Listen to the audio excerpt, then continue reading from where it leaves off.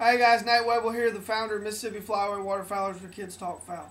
Guys, I want to come to you today to show you some things that I use to learn to call ducks. And this is mainly down to the 10, 11, 12, up through 15, 16-year-old guys who may just be picking up a duck call for the first time. Some things that will help you is, of course, I pro staff for haze calls, so I'm going to have my haze call. This is a badass duck. It's a call that I love for new callers. It's easier for me, it was easy to learn on. My insert, and what I want to do is a point of reference is the logo here. Take my insert, not facing this way, but have it face directly opposite of the logo, so that way when you put it in the barrel, the reeds are facing down because you're holding the logo up, the reeds are facing down. To me, the call sounds better. I'll let you listen to it my way here. And if you didn't know no better, or you like to have your reeds up, it'll sound.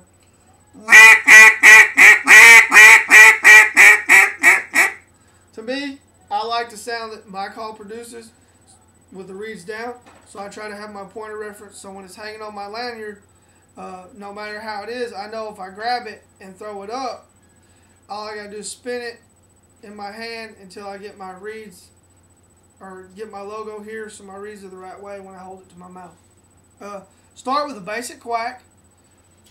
Wit, and just get a quack. And right now I'm gonna have you just hold the call, just with no pressure on the end of the insert and the logo up, and just.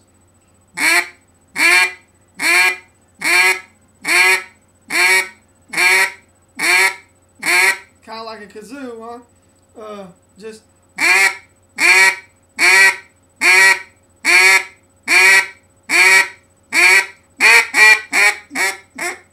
Practice. See how long you can do the quack, quack, quack, quack, quack, quack. It's gonna get boring. Quack, quack. Record yourself. Play it back. Listen. Get that sound that you want.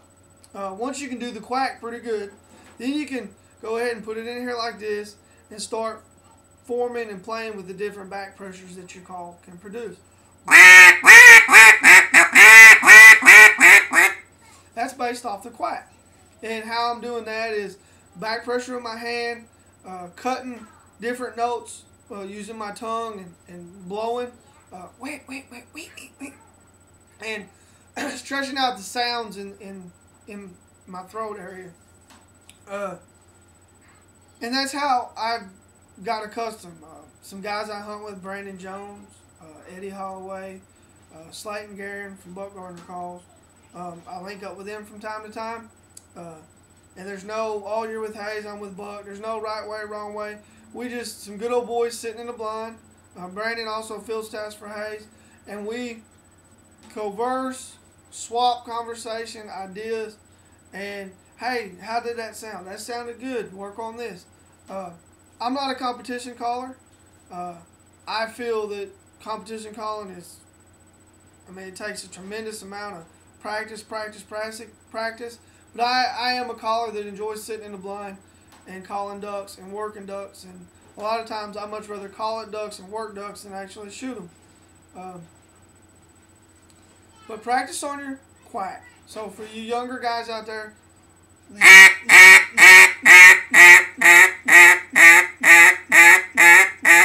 and then work on quack, quack, quack, quack, quack, quack, quack. So it's a longer quack, shorter down.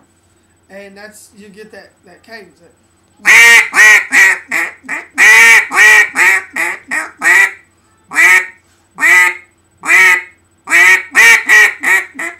And you can start putting things together.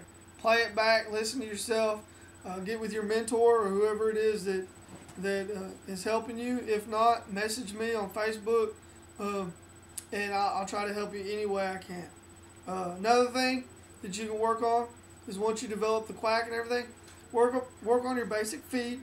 It was the hardest thing for me to learn when I was calling. I've been calling for 3 years, and 2 of the years I've really developed myself, and I've really gotten more and more comfortable with calling.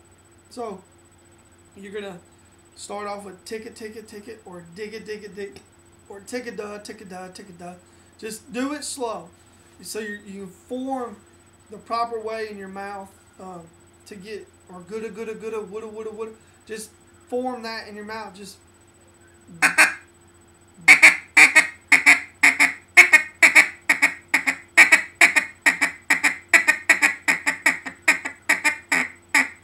and it's gonna be awkward. It's gonna be, different, but just keep. Even if you're driving down the road, none of y'all are probably driving, but if you're in the road, going down the road,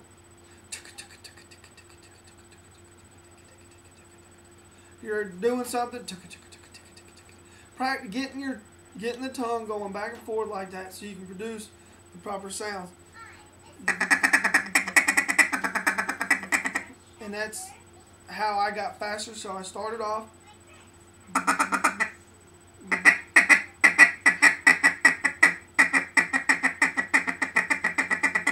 And then I just got faster and faster. And then I'd see how long I could go doing it. So I would start off going. And I couldn't do it very long. And then I tried to go longer and longer and longer until eventually I got to a point where I felt very comfortable that I could do it for a long period of time. And it sounds like this.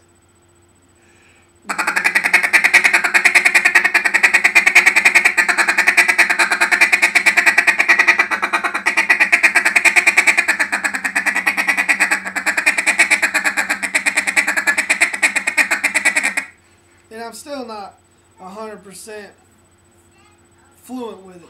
And I practice all the time. Tuka. And then you can mimic, a lot of guys can do things.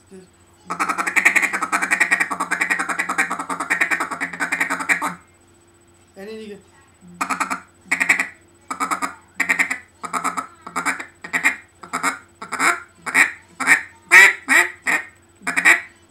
And some guys can quack and throw clucks and different things in there. Also, you can tap. To me, tapping is just as effective. And I just. And then you can just start.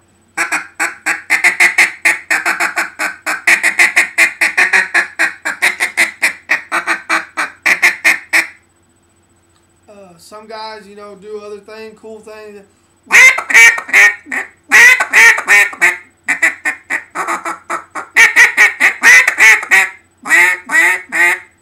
You start forming all these different things, but start with one thing and get good at that, and then move on to another thing, get good with that, and then move on. Form various back pressures and things with your hands, and just be very easy going with it. Don't get mad at yourself or hard on yourself. It takes time.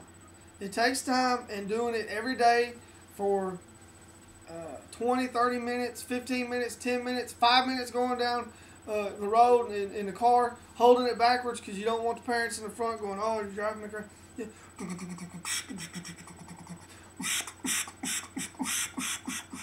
And blow into it, and the same sound.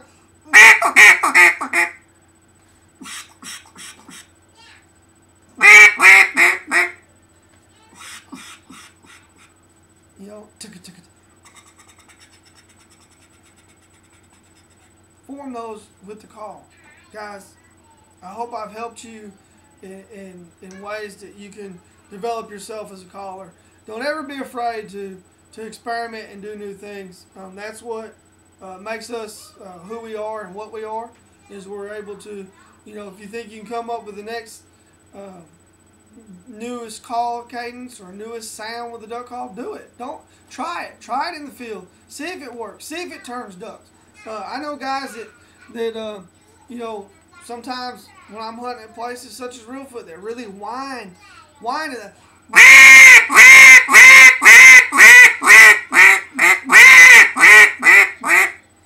just that really. To me, it's like, oh God, but it works. I've seen them turn ducks and get them to come back fast.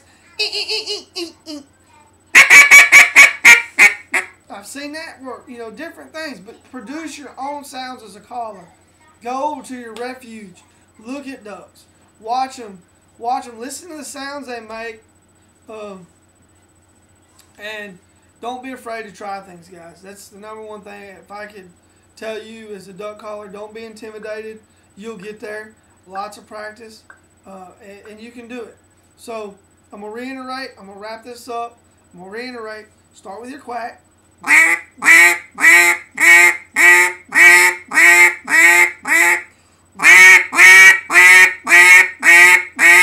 When you can get that, go to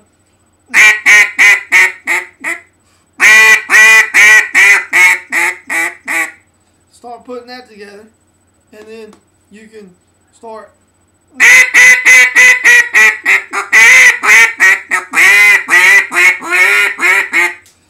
moving and doing things with the back pressure, experimenting. Then work on your feet.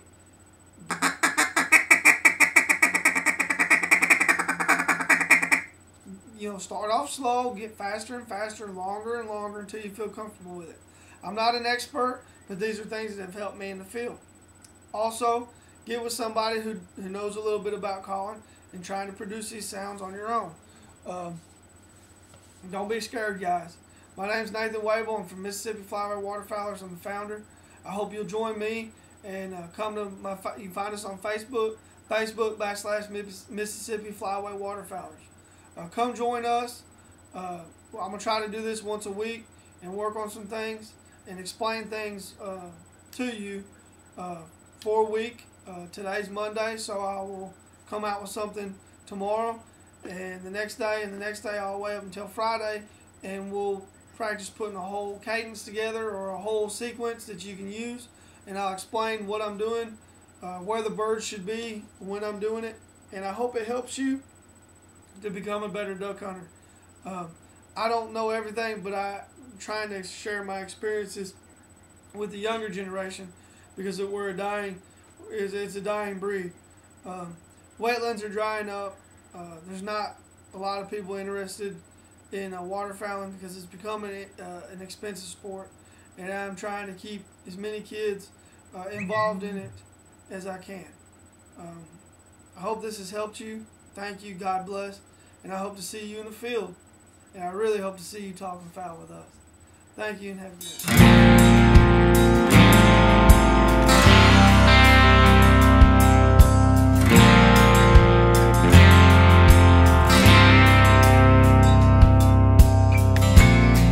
Some people think we're crazy.